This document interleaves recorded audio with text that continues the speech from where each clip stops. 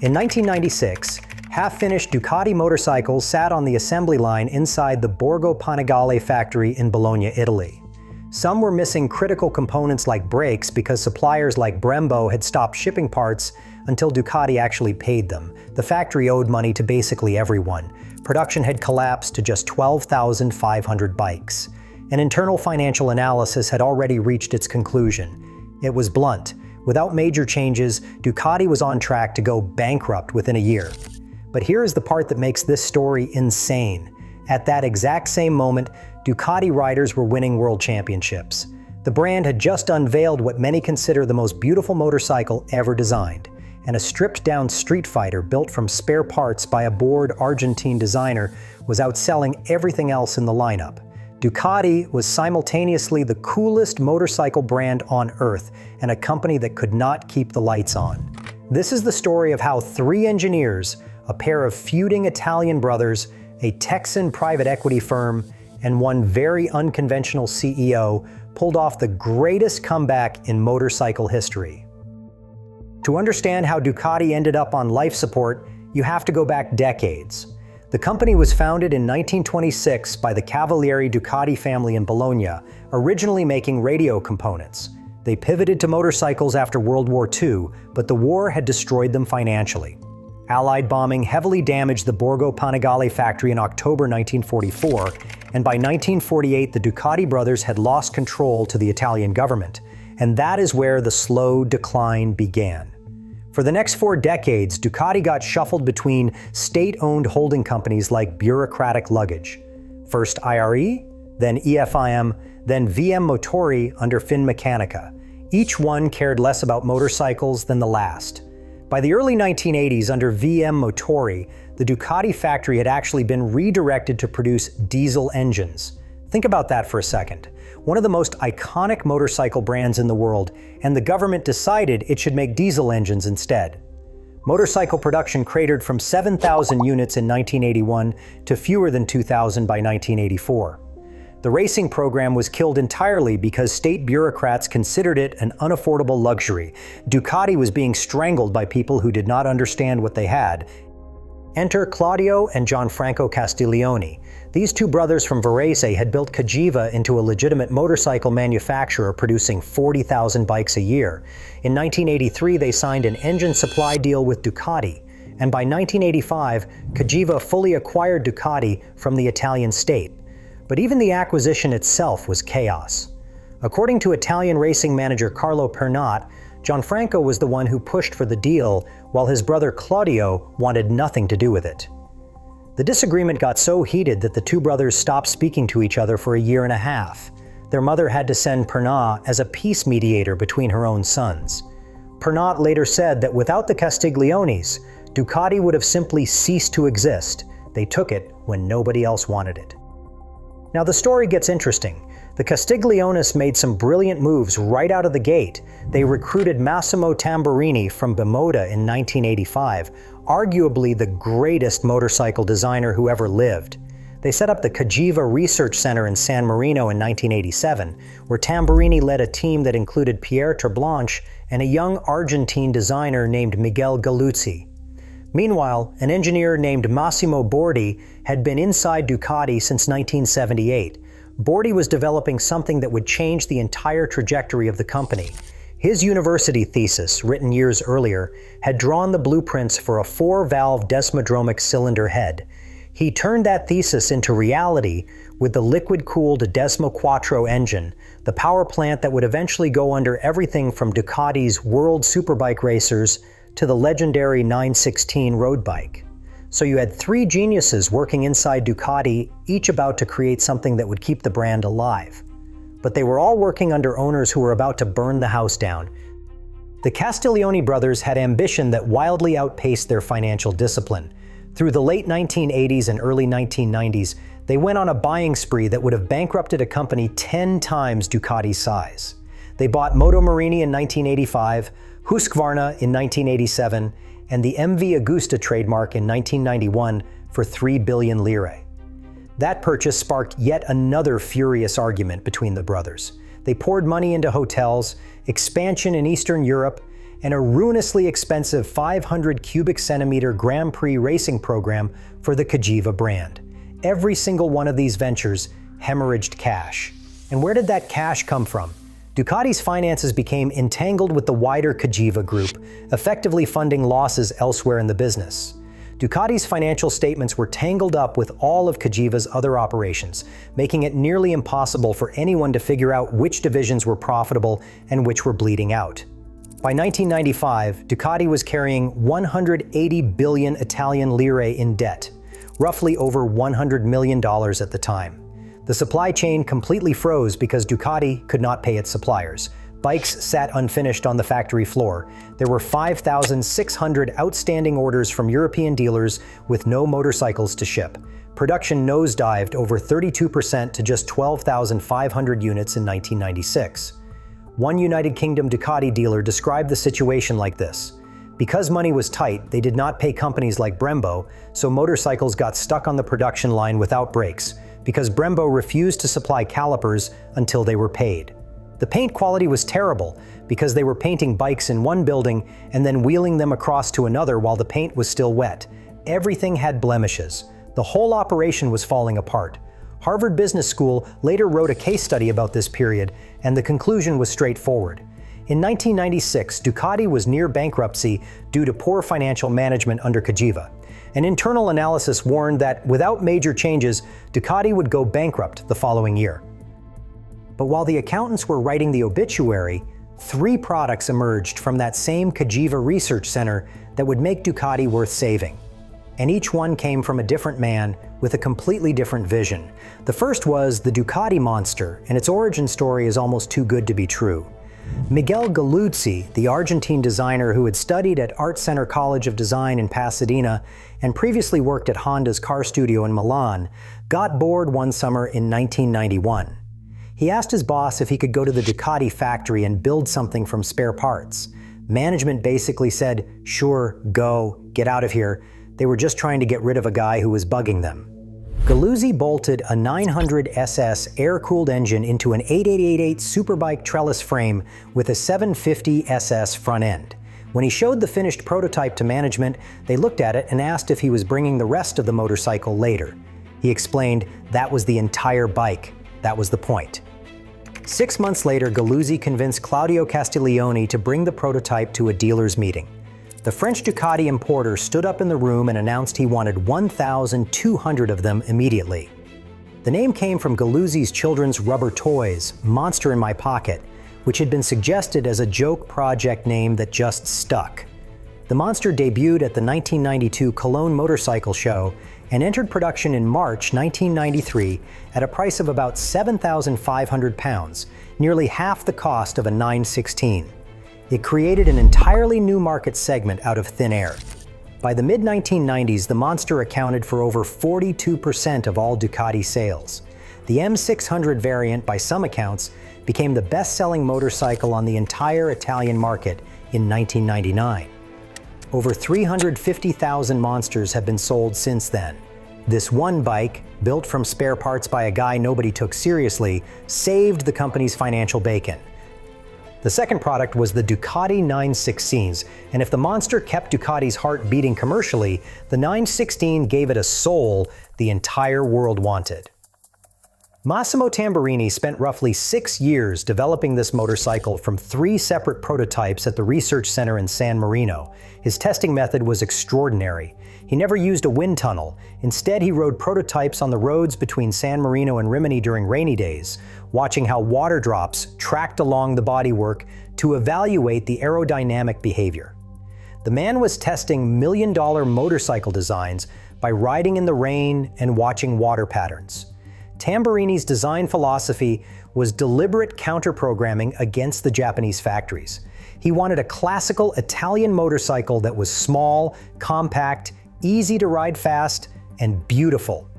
He even said the 916 has the form of a woman when viewed from above, and that this was no coincidence.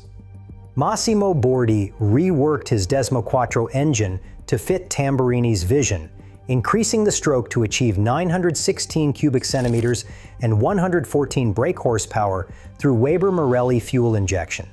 The chassis featured an ultra-compact 1,410mm wheelbase, a single-sided swing arm for quick racing wheel changes, and the revolutionary underseat exhausts that became the bike's visual signature. When the 916 was unveiled at the Milan Motorcycle Show in October 1993, it hit the industry like a thunderclap. Journalist Phil West, who was at the January 1994 press launch at Misano Circuit, later said that by the time he was halfway down pit lane, he knew the 9116 was different. Slim, sharp, and small, it made the 888 feel like a bloated bus. By the second corner, he was convinced it was out of this world. Ducati sold out its entire first-year United States production run before a single motorcycle had arrived in America. Some buyers had never even owned a motorcycle before. They wanted the 916s purely as a piece of RT. The bike won Motorcycle of the Year from virtually every publication in 1994. It was later exhibited at the Guggenheim Museum's Art of the Motorcycle show in 1998. Total production across its 4-year run reached just over 18,000 units. And the man who made the engine that powered both of these machines deserves his own spotlight. Massimo Bordi served as general manager from 1992 and was instrumental in greenlighting the monster project. Current Ducati CEO Claudio Domenicali has called Bordi the most important man in Ducati's history, saying that thanks to his work, Ducati in the 1990s transformed into a high-technology enterprise capable of competing with major manufacturers.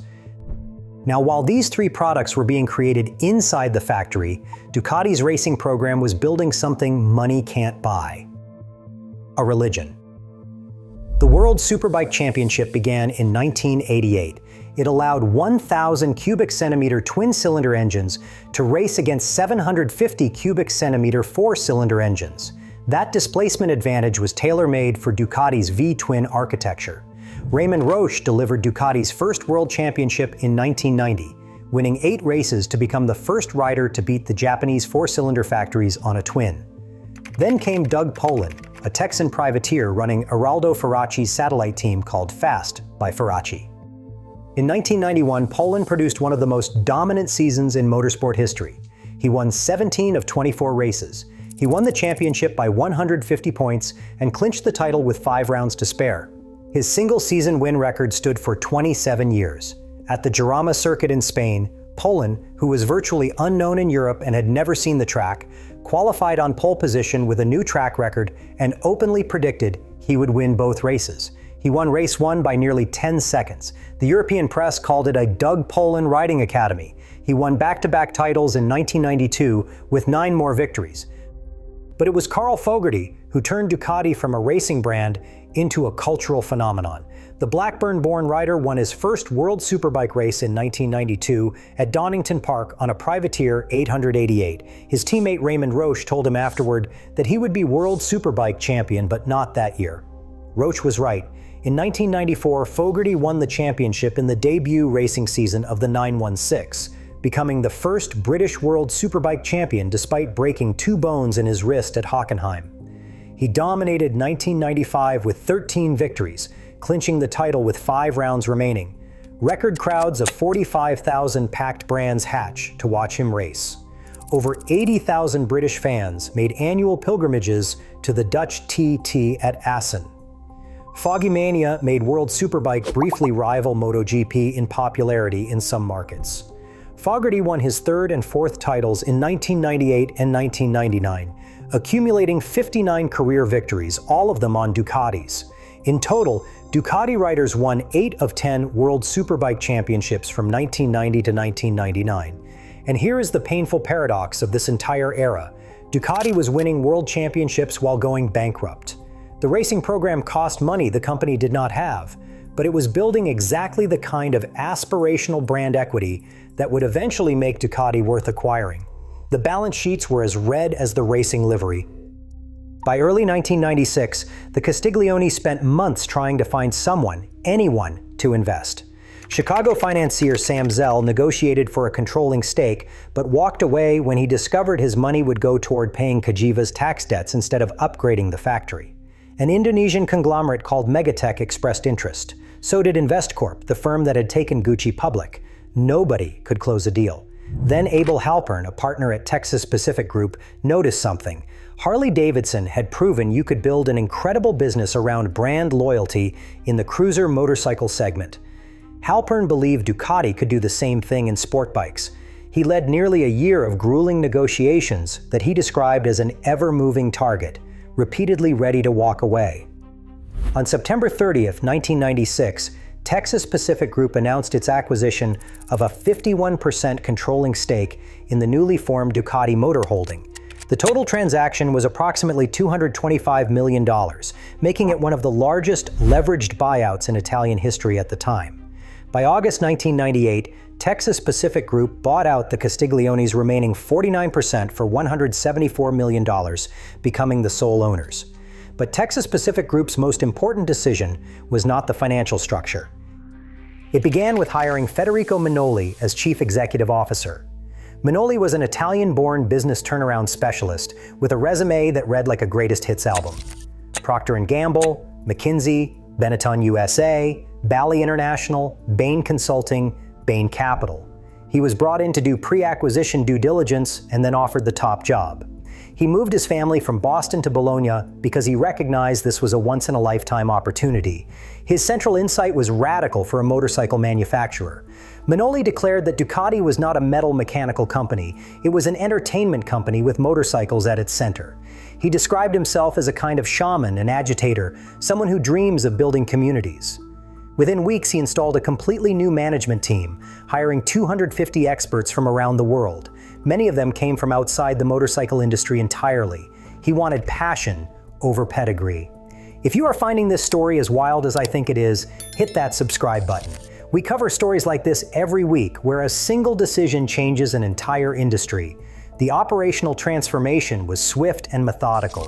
Minoli reduced material costs from 68% to 59% of unit costs.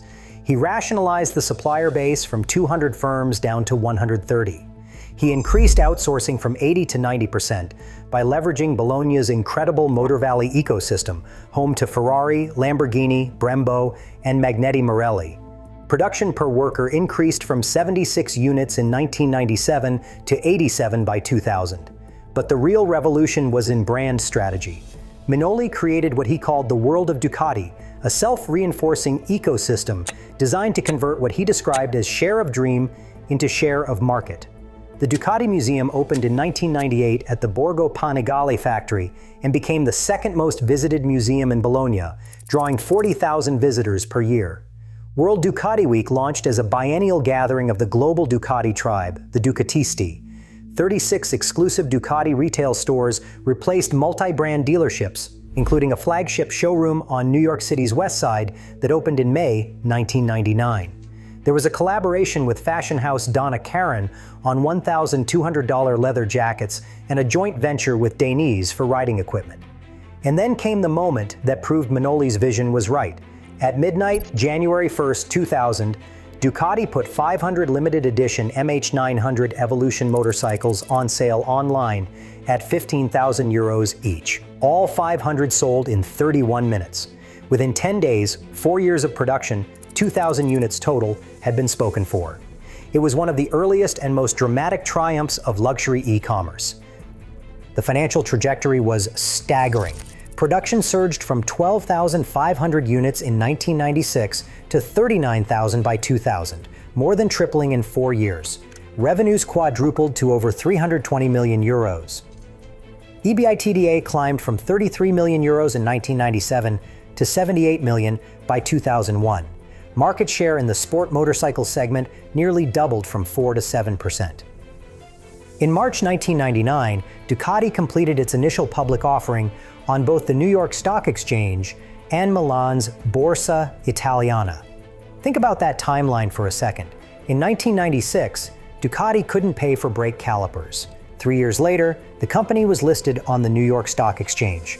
That is one of the most dramatic turnarounds in motorcycle industry history. The ultimate validation came in 2012, when Audi purchased Ducati for €860 million, roughly $1.2 billion. Ferdinand Piëch, the legendary Volkswagen chairman, had reportedly regretted missing the chance to buy Ducati from the Italian government back in 1984. He made sure he didn't miss twice. 4 Harvard Business School case studies now dissect this turnaround, but the story resists the Hollywood version. There was no single hero, no lone genius who saved Ducati. It was Massimo Bordi engineering the Desmoquattro engine that made everything possible. Massimo Tamburini designing the 916 that gave Ducati aspirational power no marketing budget could ever buy. Miguel Galuzzi creating the monster that actually paid the bills. The Castiglione brothers providing the creative freedom and racing commitment that produced these machines, even as their financial recklessness nearly killed the company. Carl Fogarty and the World Superbike program building a global cult following that turned race wins into showroom traffic. Abel Halpern and Texas Pacific Group providing the capital and corporate discipline that a manufacturing company cannot survive without. And Federico Minoli reframing the entire enterprise from a struggling factory into a lifestyle brand the world was willing to pay premium prices for. When Bordi eventually left Ducati in December 2000 over disagreements with the new owners, he said it was like loving someone deeply and having to walk away. He was devastated, but the company he helped build from the ashes survived, thrived, became immortal. And if you ever see a red Ducati screaming down the highway, just know that bike almost never existed. If this story blew your mind, check out our video on the gamble that saved Yamaha. Same energy, different factory. I'll see you there.